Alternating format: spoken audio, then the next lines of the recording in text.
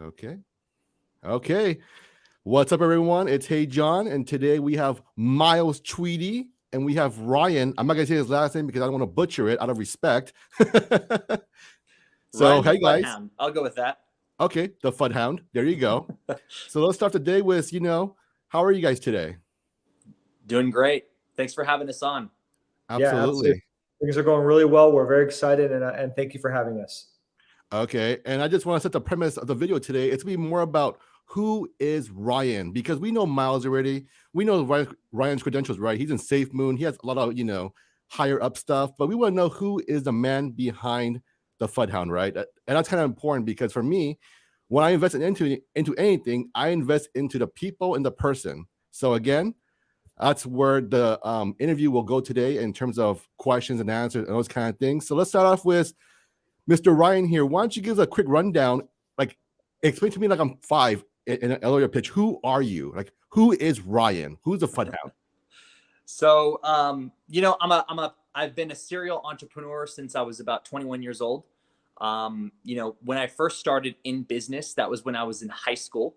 I literally started my very first my computer repair business.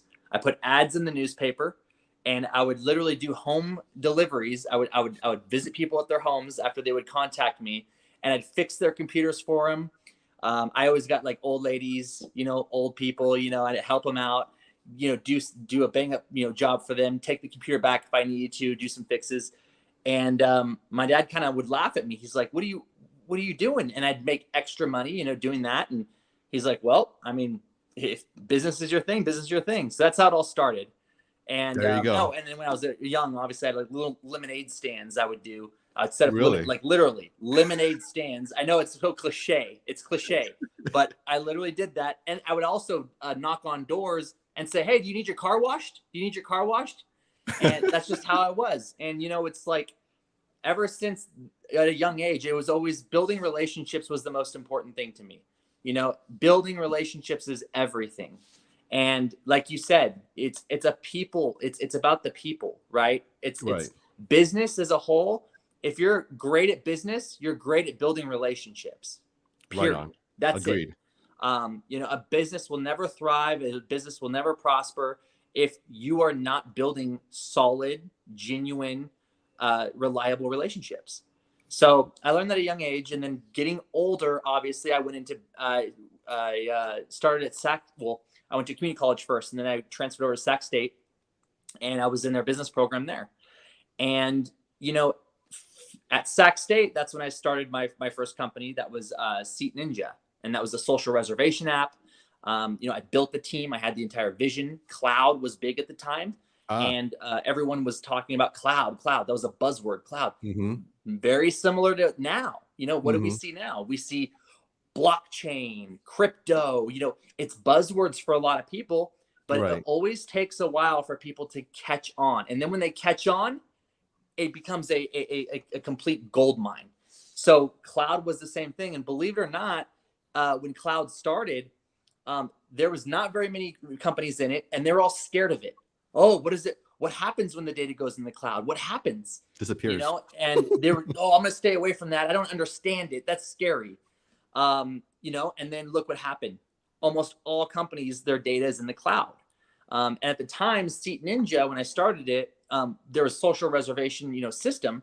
And basically there was the restaurant owners had to have that on site, on premise.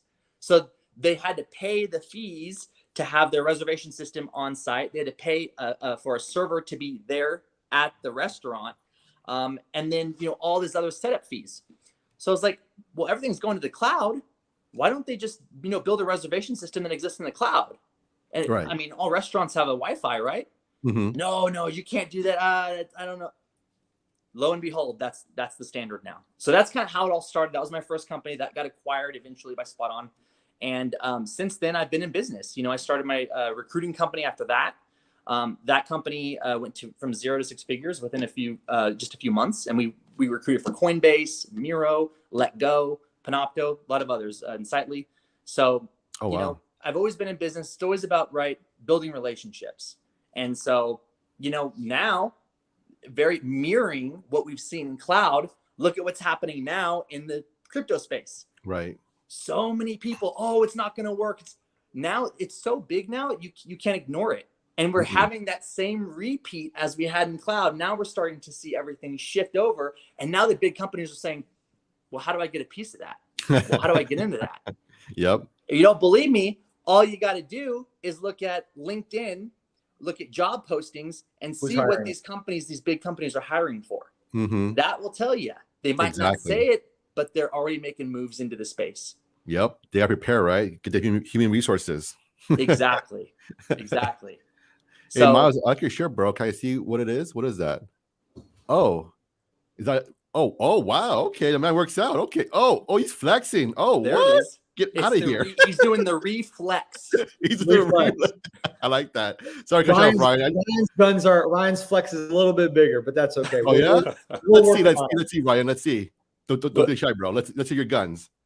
Oh, snap. All right. We got to tell your model here. All right. God damn it. I should just. I think you guys seen enough of them already, right? All the photos that were always passed around. So I have a question for Myles. How do you and Ryan know each other? I mean, where's it come from, you know? Yeah, so in conversation with some mutual colleagues, Ryan and I were able to meet. We actually met in London about a month ago, and from there the relationship just kind of grew. Oh wow!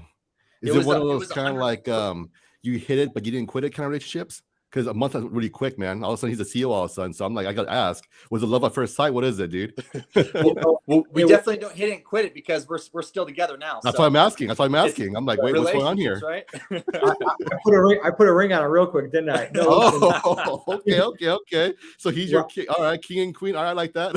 Or king and king, whatever. After meeting Ryan, it didn't take long to really see that he and I were cut from the same cloth.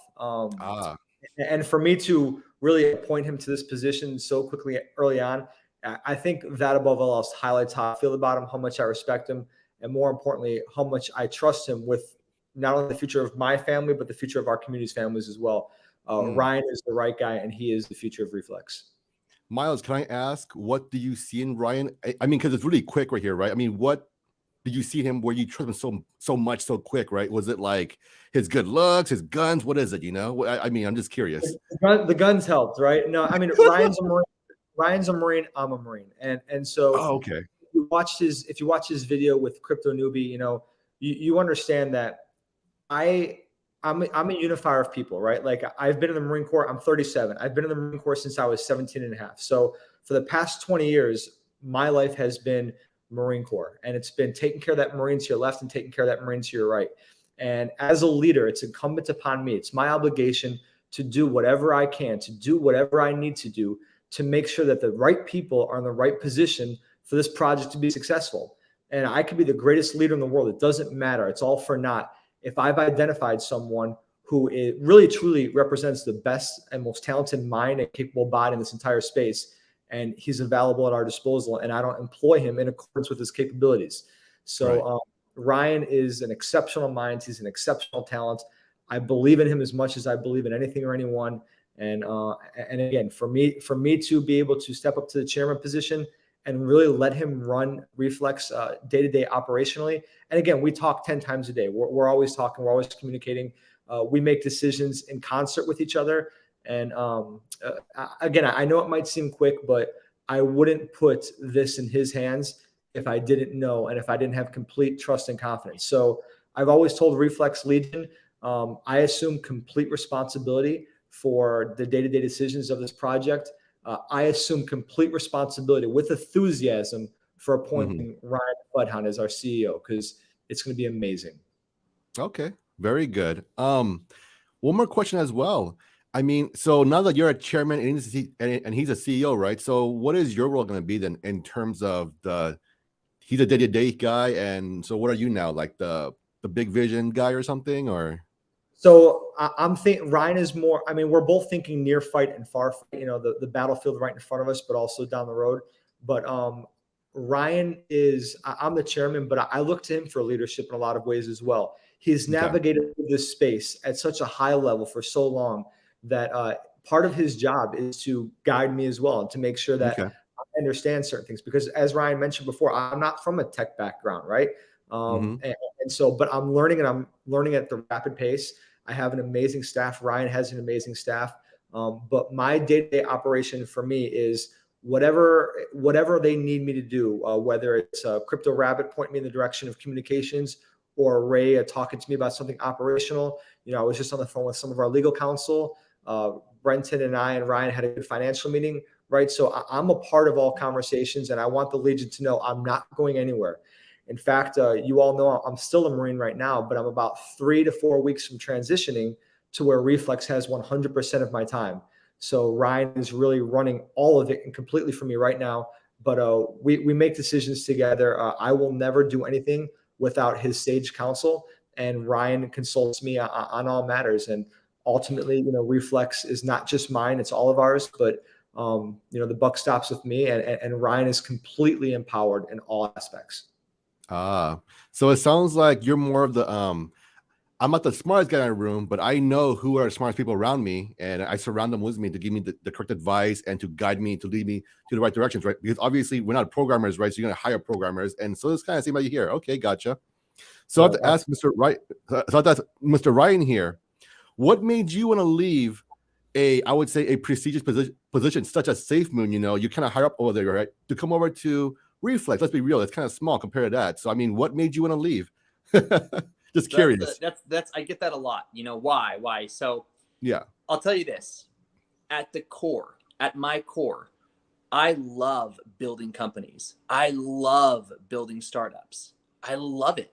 There's just a passion in me. I love working with entrepreneurs, working in the startup space, building something from scratch. I absolutely love it.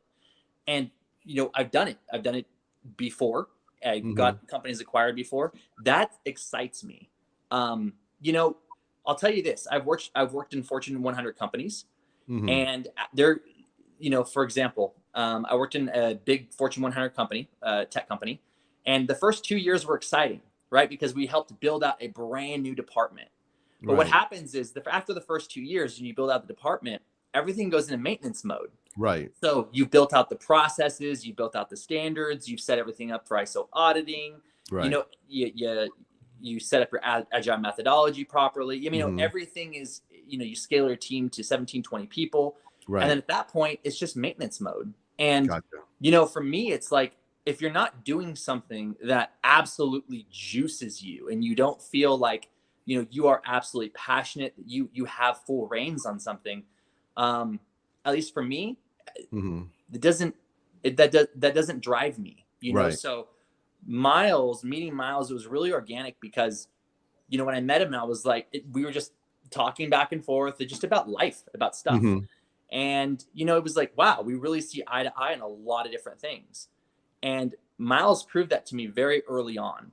And then I had a chance to look at Reflex. I had a chance to understand a little bit more about it, about the tokenomics, how it works, his vision, and really how he wants to do good. And that's really important to me, because if a project doesn't want to do good for their holders or do good for the world or do good for the space, I don't want to be a part of it.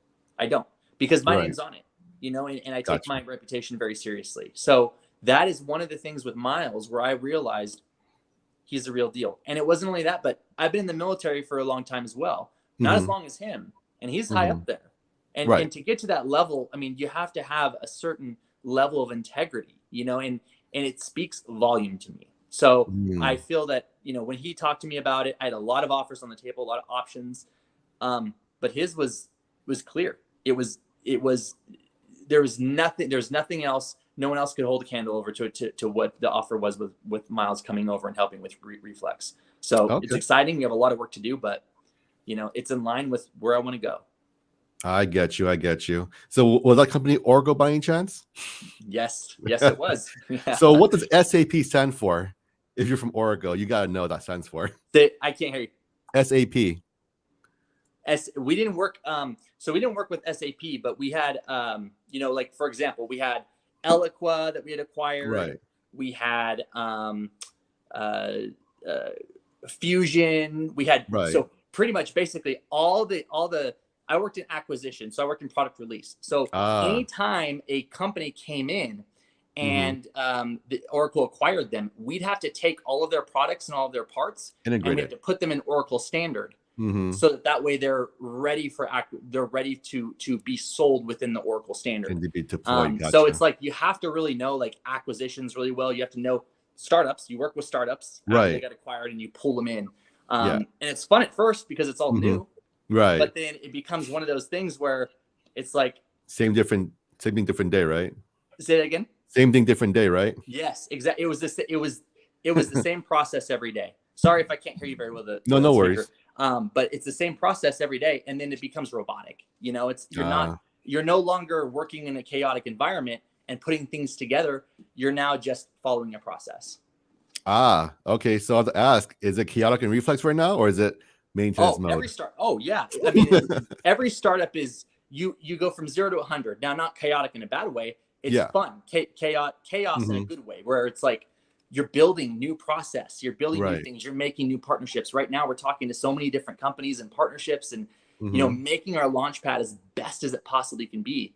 And you know, that's exciting. That's fun. You know. Well, you know, Ryan, I have to ask, since you're doing merger and acquisition, and it was kind of M&A, right? So I have to ask, who are the top competitors of Reflex, and how do you plan to deal with it? After hearing the M&A thing, it just kind of got me thinking, right? You usually, if you can't beat them, you buy them out, right? So I have to ask now, from that perspective in business, you know, how do you see that? Well, I mean, Pink Cell is an obvious one. You know, that's an obvious one. The way that we're doing this and the way that we're positioning ourselves is that we don't just want to be a Launchpad pre-sale platform, right? Right. We want to do end to end, help the entrepreneur, help the project end to end with everything they possibly need right off the bat. Because I'll tell you, it takes time to realize who you need to contact, you know, for marketing to get your token out there, who you need to contact to, you know, get your token listed on a DEX or an exchange, what you need to do to get your socials all set up. Like all these things, right, come into play for the entrepreneur. And you know, there's nothing out there that actually like does an end to end, like a basket of goods for the entrepreneur. Right. I think of it like, you know, you think of like CarMax, for example, right? You walk in, you talk to someone, you say, I want this. They take you around. Great. And they go end to end from start to finish. Right. You go in, you don't get hassled or haggled. You have great customer service. And then at the very end, what happens? You walk out with a car and your registration's taken care of, and they're already going to be shipping or sending everything out for you. That's how we want it to be. And if we can do that right, we can offer competitive rates, and we have a basket of goods that the entrepreneur can have right off the bat they can't have with anywhere else. Why would they want to go anywhere else? That's how we want to approach this. Gotcha. And can I add something, John? So after Ryan became a free agent, I was on a Twitter space listening in, and I only listened in for about 20 minutes. And on that Twitter space that he was a guest on, over the course of 20 minutes, there was 7 different people that spoke to Ryan. All 7 had job offers for him. Okay.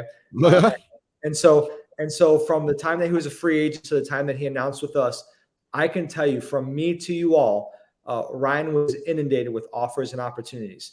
And yes, Ryan and I have a friendship. Yes, we come from the same background, but I would just submit that to you all, that it's the insight that he has at Reflex Finance, and it's the insight that he had, the understanding he really had gained, the curtain that was pulled back for what does the future hold for Reflex Finance and Reflex Legion, that was also instrumental in him deciding to choose Reflex for his home. You know, he's a smart guy, weighed his options. And again, I think that it was what was presented to him and an understanding of what the future holds with this project that really made this the right home for him as well. Very good. To me, it kind of sounds like, if you're in a corporate world here, right? You work for a Fortune 50 company or whatever you call it, and then you have a small position there where you get very focused, and you come into a smaller company, but you have a higher position, higher title. And to me, this seems like the route Ryan is going. Obviously, I'm not saying that's what the case, but to me, that's what it looks like, because I am from the corporate world myself as well, from, you know, Fortune big company as well. So that's usually what people do. If you're an analyst over here You go something smaller, you become a manager, and you can go smaller, become the director, blah blah blah. You know, so I can see here straight to CEO title. You nailed it. That's exactly right. Because once you get that well-rounded education or that experience, then it's like, oh, well, I've done that in the Fortune 100. Like I've literally, when I came into Oracle, I was the third person hired in their product release group. Third person. We scaled that team to over 17 people. There was no process, no standards in place. Nothing. It was like literally working in a blank, palette, a white palette.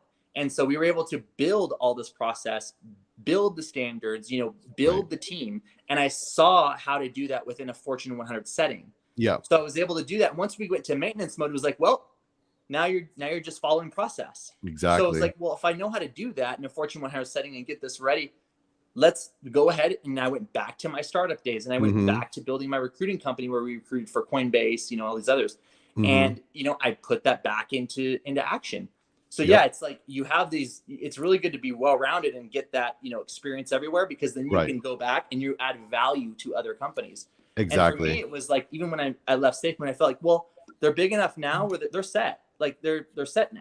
So here's Reflex, a very small market cap. It's just starting out. The website, I'm sorry, needs some help, and we're going to fix that. I told Myles right off the bat, I'm like, what is going on with this website? We are going to be professional. Like this thing is going to be, completely overhauled. But, it's, and they're like, you do it, let's do it. Let's knock it out. But having that experience obviously helps you just walk into these, different organizations or companies and know exactly what needs to get done. And then you can move at 100 miles an hour. Exactly. So you're basically establishing best practices from Fortune companies to little small places, and you're gonna make this place even more successful because it's your baby then, right? Then you have more incentive, like, oh man, Exactly. In all the pot basically. Okay, that's cool. Yeah. I get that. And I know the landmines too to navigate, right? Because even with that SafeMoon, I helped build it for scale. Like we have backends for scaling. And so we're going to be building that here at Reflex. So we're going to make sure that we're doing everything right from the beginning, building it for scale. And then that, you have to have that foundation, because a lot of people don't work on that foundation until later on, years later, and they're like, oh no, they have all this technical debt. They have to go back. They have to hire more people to go back in the legacy systems. It's just a nightmare. But if you do it right from the very beginning, then you're set for future. Yeah, that was another key reason I'm bringing Ryan as a CEO right off the bat. Instead of me, looking out and seeing what I believe to be smooth seas, I don't need to do trial by fire. I have a guy who's been there, who's done that, who's navigated through that landmine field, and can really navigate this ship and make sure that we're really headed out to smooth waters. Okay. Well, that makes a lot of sense to me. So what's up with SafeMoon swap? I don't see you guys there. Is there a reason for that? Good question. I'm glad you asked, because all the viewers are wondering, or at least some. So basically, we are not going to list on them yet until our V2 is out. And the reason for that is because, obviously, I'm sure everyone knows, if we start seeding now, then we have to inconvenience the SafeMoon team. We have to plan a call with them, go through, talk to devs, make sure we get everything seeded, and then do that for a few days. And we're going to be launching our V2 in a few days. So it doesn't make sense to do it. We're just going to do it clean, make it really simple, because then guess what? If we do that, then all the people that put in, they have to migrate then. Yeah, it's a hassle. So we're just going to do it nice and clean. And that will be back on the SafeMoon swap once we launch the V2. Gotcha. I had a question, because I heard you, Ryan, say the whole CarMax thing from end to end. So to me, it sounds like you guys are currently doing the pink cell, pancake swap kind of thing here, right? If I hear end to end, I'm thinking, well, is there going to be a blockchain eventually or something? Because to me, that's end to end right here. Because right now you're just kind of an intermediary, right, on a current Binance Smart Chain. But for me, end to end means like you have control of every single level and layer. So, I mean, is that something in the plans in the future? Maybe, I don't know, but can you guys talk about that? Some more infrastructure related could be something. This is what I've learned, and this is what we're going to follow at Reflex. Is we're not going to speak in grand conjecture, right? Like, oh, we're going to do this. Like, when we start launching products or when we start announcing products, what will happen is we're going to announce those products when we've made considerable progress on them already. And I feel like that's so important to gain trust of the community. So, for example, we're working on another product right now. We're not going to say what it is, but we might announce it 2 weeks before it launches. And then Right. everyone's going to say, oh, that's how you build the trust. And that's also how you build, and this is what we say to the community. If you trust us, then support us. And if not, if you don't trust us, then don't support us. But we're gonna build that trust by delivering and actually pushing product whenever we've already made and announcing it when we've already made progress on it. And I think that's really important, because unless you make progress on something, and then you're starting to say like, oh, we're going to do it, down the road, but you don't even know the feasibility. You don't know the time frames. You don't know what kind of tech or what kind of resources you're going to need. Right. To me, there should be a little bit more of a level of trying to understand the process and knowing, okay, this can happen in this time frame before you say it. And that's just my personal approach to product development. Yeah, it's very fair. And for me, before I was, a operations officer in crypto or a CEO and now a chairman, I was an investor, and I was an investor of a number of projects. And I can tell you that part of my formula and part of my recipe for how I want this company to be ran comes from and derives from frustrations I've had as an investor. I've been an investor where it feels like I'm getting strung along. There's a deadline, and then it gets pushed back even further. And it's just one thing after another, after another. For example, I said the Launchpad will be ready by 7 April. The Launchpad audit came back today. It's good. It's ready. We're ready to go. We're going to spend the next week trying to break it, right? So we said it would be ready by the 7th of April. It's the 2nd of April. It's ready. It's done. We're good to go. And so when we give a deadline, we want to meet it, because we want trust. And when we say something, it means something. If it comes from Ryan, if it comes from me, we want our word to be our bond. And so as we move forward and we're talking and we're in development of a number of items, we, instead of talking about it and pushing back and delaying it, if something's going to drop, we feel that the community would be much more receptive to saying, hey, we've been in product development. This is 2 weeks out. We'll be presenting this to you, ready to go in 2 weeks. And we think that will be very well received. I had a question, speaking of about the swap and everything.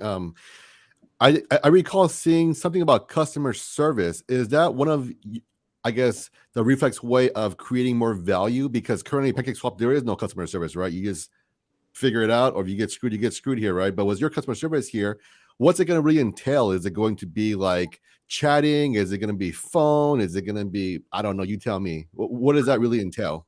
I can tell you that, again, so a lot of things that I brought to this fight was my past and my previous experience. As an investor, the number one thing that's important to me is a level of customer service that is without rival, period.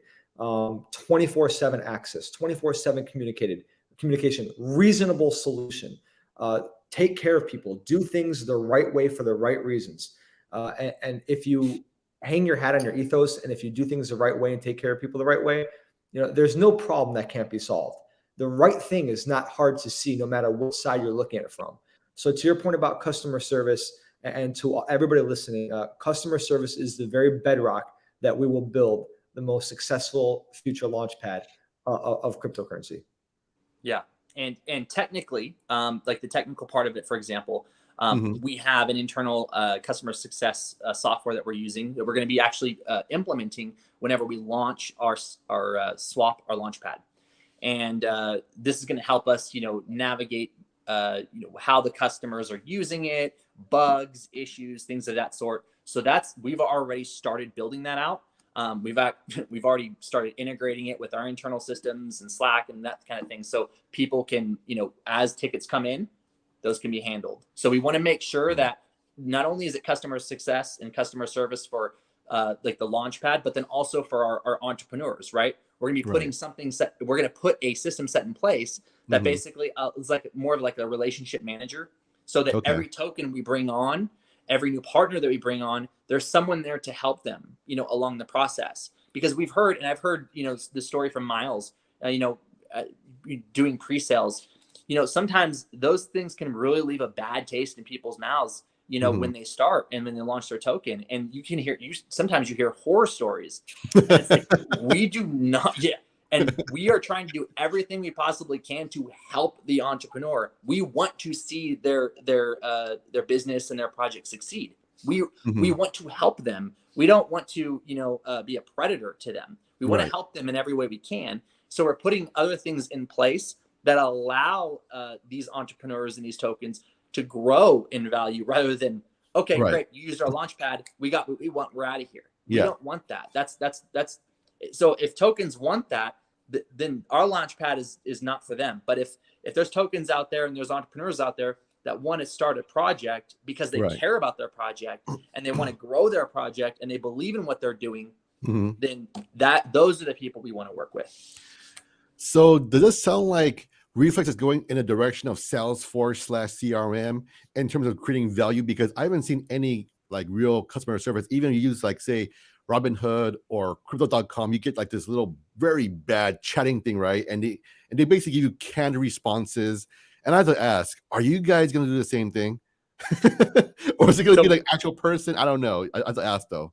So no, we're not starting with bots. We'll start with real people. Like real people will be answering the tickets and answering the questions. Obviously, as you scale, and that's kind of the $1 million question. How many people do you hire for how many users you have, right? Because you have to scale the product. And as you get in more tickets, as more people use your products, then obviously your investment for customer service and that resources go up. So look, we're a startup. We're not going to be perfect right out of the gate as we scale. But our goal, Myles' goal, Reflex's goal, is to ensure that we have the best customer service for our products. And that goes from, like I said, end to end, the entrepreneur all the way, to the holder. So we're trying everything we can. We're putting systems in place so that we can handle that as it comes in. Oh, that's interesting. I mean, I wish you guys luck with that one. That's pretty hard to do.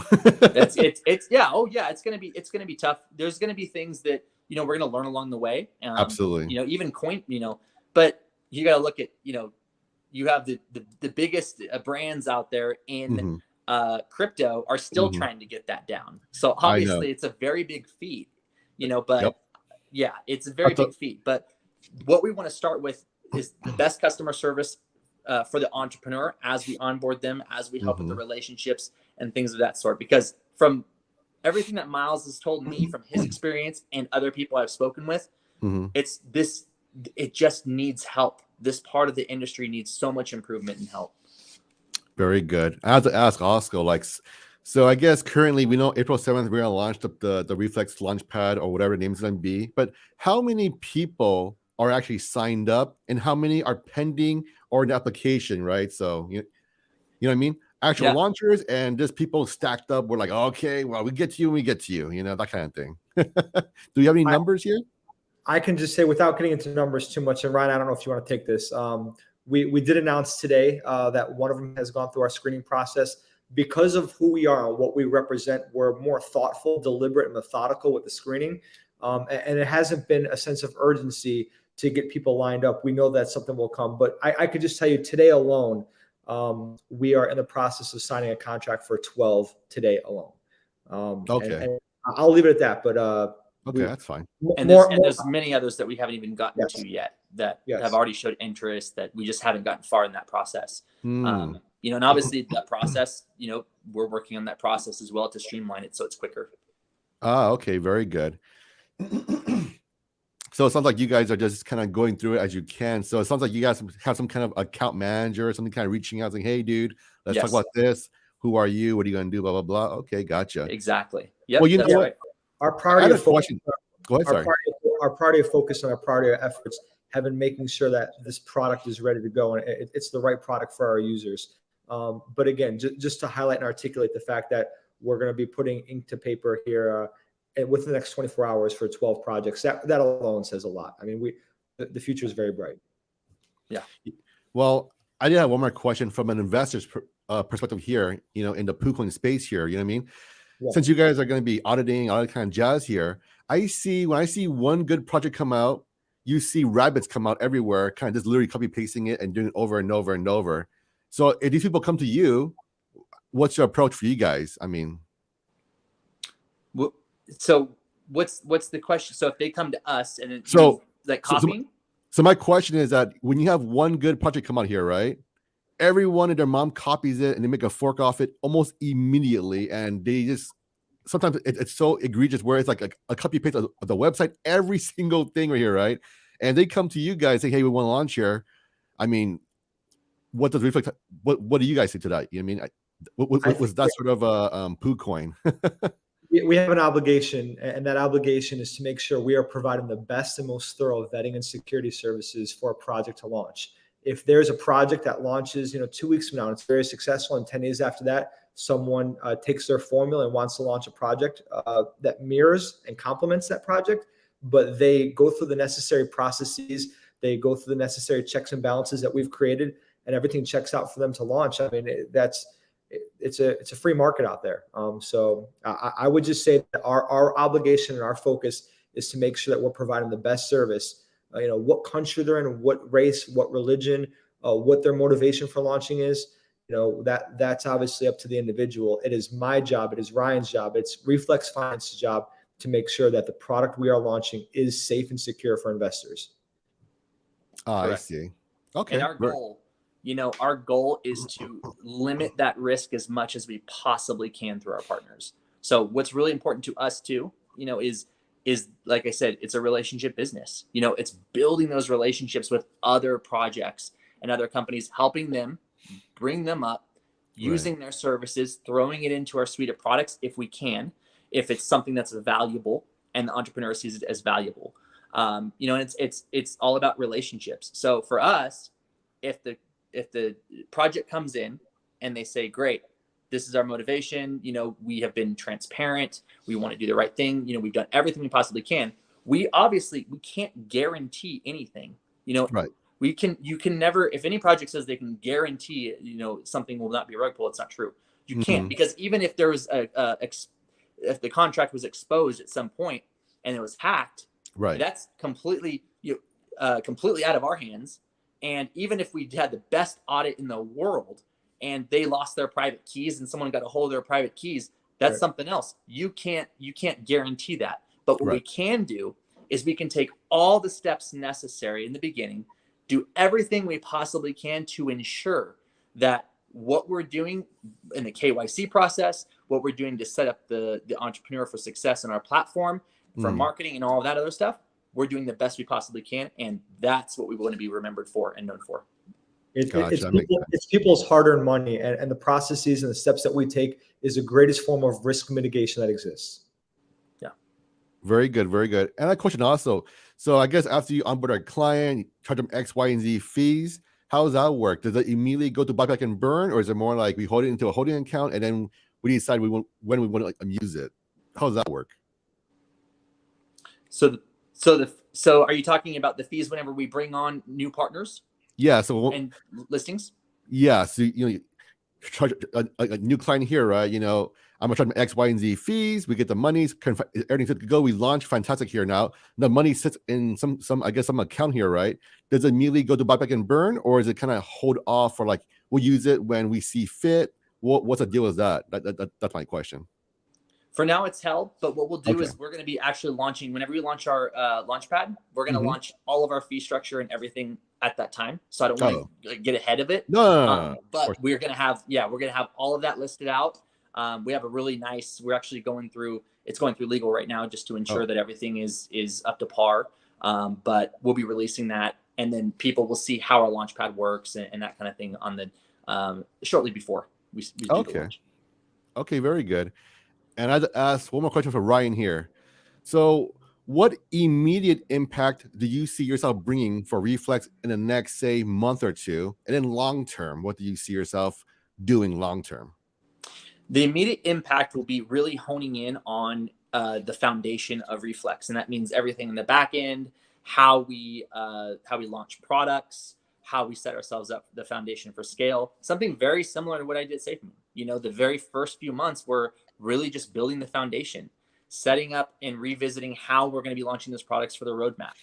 Like I've said before, it was on a different interview that I had. I said, we're going to be revisiting the roadmap because we want to make sure that the products that we launch are core to our beliefs, core to our mission statement. And what is that? That's making DeFi a safer place and doing everything we can to help the holder and help the project. And that's where our suite of projects or suite of products will be coming from. So as long as it follows that core and it has, do social good, and we're also going to have, like I said before, philanthropic offerings as well. As long as we're following that mission statement, then that will go in line with our roadmap. So we're working on that. That will be the immediate, the facelift of the website, the branding, honing that in, bringing that in, the foundation. And then long-term, it's really building out the relationships and the partnerships with the much bigger companies so we can start feeding into the bigger ecosystem. And we have even bigger plans for that. And at that time, the big plan, right, I call that the North Star. Like, you're always setting, you're always, when you're building products and you're building offerings, you're always going towards that North Star. And our North Star is going to be much, much bigger movements in this space. But as of now, we're, less than 2 months old. We want to make sure that we're honing it in. We're being responsible in what we're promising. And we're not just coming out and, saying we're going to do these big O things and we haven't even made movements into those yet. So it's very important for us to ensure that we're gaining the trust and the respect of the holders and the people that believe in us, and we're not misspeaking before we make promises. Gotcha. And I asked a question from Myles here, a very important question. Are you sleeping in your bed now, or are you still traveling still? I've been sleeping in my bed for a couple of weeks, and it's amazing. It's absolutely amazing. Yeah? You look fresh now, bro. I feel good. I mean, I got Ryan, who just takes so much off my plate. Because remember, I'm still, on active duty, managing this and managing that, and having Ryan come aboard has been an absolute blessing. I text him, hey Ryan, can you take this off my plate? And he says, absolutely, Myles, focus on your mission, and I got you covered. So, but I feel great. I'm very happy. I like that because you look fresh. I'm you looking a little tired. Now you're like, I don't see bags now. You're smiling again. Ryan, if you go back and watch the last video I did with Hey John, he hit me up afterwards. He's like, hey, are you okay? Because I've never seen social. He's like frown ups. I get it. Myles, like, I'm the strong, silent type, but my God, it's like, you okay, bro? So nice to smile. I'm happy to see that. When sleep. That's what I was saying. When sleep. When sleep. Yeah. Yeah, it looks like you rested. That's good, because now you make, good decisions, not tired or aggravated or anything, right? Now it's more like, okay, I have time to think about it. I'm not just all like, that's good and everything. Yeah. Well, I don't really have any more questions for you guys. I think, well, actually, I do have one more question here. Myles, we've been seeing a lot of CEOs here. Are we going to see any more? I think Ryan's a keeper. What do you think? Or are we going to have another one in a few weeks? I know that there's been a couple questions. Well, this is your third CEO in 8 weeks. Listen, I did not found Reflex, right? Reflex was designed, built out. Everything was built out, and I came aboard 3 weeks prior to launch. And so because I was not the original architect of Reflex, I did not want to assume command of it completely until after we launched. So the founder made me the CEO 24 hours after launch. So really, I've been the CEO since day one. And right. would have not turned this project over to anyone else. So the whole notion that there's been 3 CEOs and the CEO turnover rate, no, it's ludicrous. I have been the CEO essentially from day one, and I identified someone who is honestly not only the better person for the job, but the best person for the job. And he's a friend. He's my brother from another mother, and we work in concert with each other. And so, there's no CEO turnover. And I can tell you something else. The people I have to my left and to my right on this project, they're not going anywhere. Cryptfu, our CFO, Ryan, Ray, our COO, Crypto Rabbit, these people are not going anywhere. So tab this, mark this, come back and talk to me on Christmas, come back and talk to me next year's time. And you'll see that our team, we have a bond, an unbreakable bond. And Ryan's not going anywhere. Ray is not going anywhere. Cryptfu, he tries to quit every day. Brother, you're not going anywhere, right? He couldn't get rid of us if he tried. Yeah, he couldn't get rid of us if he tried. And I'll tell you, there's so many great projects out there. And I hear projects over people. Bullshit. It's people. It is the people that make it special. I love my team. We have the absolute best team in crypto. We have the best CEO in crypto. We have the best COO, best CFO, the chairman's lacking a little bit, but we have the best. I'm so humble. Get the hell out of here. We have the best team, and you know what? Get your popcorn ready. All right. And I'm going to piggyback on that. And if you don't have that mentality, like what Myles is saying right now, it's going to be very hard for you to attract talent. And I'm Right. just speaking from a person who has started their own recruiting company and recruited for big companies and have taken and helped take those companies to their Series A, Series B. Mm-hmm. It's very simple. What will happen is these great talent will look at the companies and they're going to look at their hiring track record. That's what they do.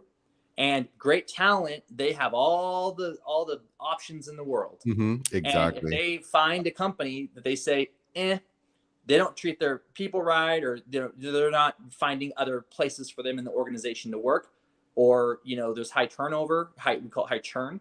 Mm-hmm. Then what? Then why would I want to work there? The writing's on the wall, and that's what a lot of I've learned that in recruiting, and it's funny in recruiting. We've always learned. I'm going to give you a little secret. We'll say, okay, we love the clients that are like new and they just got their funding, because that means that they're new, they just got their funding, they're getting ready to hire. The clients we always stay away from are the ones who have to keep replacing employees. Mm-hmm. I don't want that account. Don't give me that account. Because then now you're having to try to find talent for another company that can't keep employees. Right. And that's a problem in the leadership. So it's really important. And with Myles, when I met him, we put people first here. And if there's someone, for example, that can't hack it or can't do something, there's other roles in the organization that we'll look for that we can probably place them in. It's a people first thing. And if you ask any serious investor in the, and I'm saying investor in the traditional sense of business, when you look at investors that are accredited, they don't say, and they come in, oh, I'm going to go invest in that project because of the project. They say, I'm going to go invest in that because I believe in the people. That person, because the people I'm investing in, they're going to look at their resumes, they're going to look at their LinkedIn's, they're going to see what they've done, they're going to see how many companies they've had acquired in the past, and they're going to say, you know what, I'm investing in these people. Because they're not saying, well, it's the project. Exactly. The project will always be there. The project will not always be there. Not if you don't have the right people. I totally agree with you. And as they say, I've been in the corporate America for a very long time. And you mentioned recruiting. And if you ask someone, hey, why did you leave your job? Usually it's two reasons: money, or I'm actually leaving my boss. Not my job, my boss. So it sounds like Myles is a very good boss here. And all right, you know what? Get more talent, bro. I like that. Exactly. Yeah. And you can retain. Most important, retain is the most important part. If not, turnover is expensive, right? Yep. I'll tell you what, talent management is very important, right? But we talk about strategy. Culture eats strategy for breakfast, period. It's about surrounding yourself with the right people, taking care of the environment, and setting the conditions for your people to succeed. Culture is everything. 100%. Good environment. It sounds like very good environment to work in. And it sounds like if the people are happy, they're going to do happy work, and you get a happy project. You're going to have happy results, and it just spirals, man. I like that. Exactly right. It just spirals in a good way. It's the tone. It's the tone that you bring to the job. It's that passion you bring to the job. It's allowing people to, talk about their problems or talk problems about their work. Right. What we've learned is, there could be one little thing that maybe if it's changed or adjusted or calibrated, it could open up a world of difference about how that person feels about their work or their line of work. And sometimes it's just a little, no more than just a little conversation, or like a little, hey, you know what? Like, I see that this, bothers you. How can we adjust? How can we, help? How can we help the situation out? I mean, it's you'd be surprised. And sometimes you just have to be able to ask, or you just have to be able to care enough so that you try to navigate and investigate the issue. And that's what we're all about. So like I said, we're focused 100% on the team. We care about the team. We want the team to grow. And, like I said in the address to Legion, if something happens where they get so good and they are so awesome, and for some reason we don't have advancement opportunities that they can grow, then by all means, please grow your career. Go off and do something else big and make an impact in the world, because it would be selfish for us to say, you know what? No, you need to stay here. You need to stay here and grow. Right. We will advocate. We will help them find new opportunities. Like that's what it's all about. Well, because if they branch out and they get really big, I remember this guy. Let me come back, help this guy out, right? So I mean, it's karma, right? Full circle, It's in my karma. opinion. And That's they why I might say even go work for another company, and then Yeah. that company could partner up, or exactly. there's just You never so many- know. You never know. It's a never small know. world, right? Yeah. It's a small world. It's, you know, the networks where you're at. It's, I totally get that. And I have to ask, I guess, in terms of team environment, based on what Ryan's describing here, it sounds like more about, hey guys, we have a problem. Let's openly discuss it, opposed to just shh, people under the rug type of deal. Am I kind of getting that impression, or am I just kind of reaching, or? 100%. What did I say, Myles? When I first came in, I said, I am the type of leader that even if it's something that I don't want to hear, even if it's something that challenges me, good. I want that. I want that, because I'm going to rely on those people to do their job and be honest with me, because I don't lead top down. Right. I don't believe in that. I don't think that nowadays that might have worked in the 80s and the 70s, but now when people have so many different options, there are so many different options for work remote, that to get the best talent and the best developers, they're not going to go work for, you know, a company that says, you know, you have to clock in, and they're not going to do it. They're going to say, no, I'm doing you. In their minds, they're thinking, I'm doing you a favor. So, you know, meet me halfway. They really are. Yes, exactly. And now it's just not like that anymore. That might be old school corporate. It's just not like that anymore. So it's a people first mentality in our workspace, and we're looking at it in terms of, well, give it to me straight. Will it hurt my feelings? I don't care. Let me know, so that way we can make better leadership decisions. I like that. No yes men. I hate yes men. Oh my god, drive me nuts. First, it drives me nuts. Straight shooter. I love that. Straight shooter. Yeah, just call for what it is, right? A spade, a dog, a cat, a cat, and miles of miles. Straight face again. Well, you know what? I will no longer torture you guys, because we've been talking for a long time. It seems like I got a pretty gauge on who Ryan is. Very upbeat, kind of like really like, I want to get my reins on this. I want to tame the bull, basically, mentality, which is awesome, because Reflex is still very small. And Myles is kind of getting more relaxed, but in a good way, where he's able to kind of drive things and see where things are going. You know, with a more like, instead of being in the mud, more, all right, guys, let me see the big picture kind of thing. That's pretty cool. I like that. It's a great dynamic. Yeah, so that's very good. So anything you guys want to lead off with before we end this? Any last words? My last words are thank you for your time. We appreciate you. Thanks a lot, man. Yeah, I same thing. And to Reflex Legion, you know, we're working very hard, day on, stay on, making sure that the future is secure. And we have some great things coming. You know, we're in it to win it, and we won't let you down. You know what? I like that. And with that being said, I say goodbye to you guys, and I will see you guys throwing out some very big news soon. Okay? Absolutely. You will. All right. Take care, boys. Thank See you. you next Have a good one. one.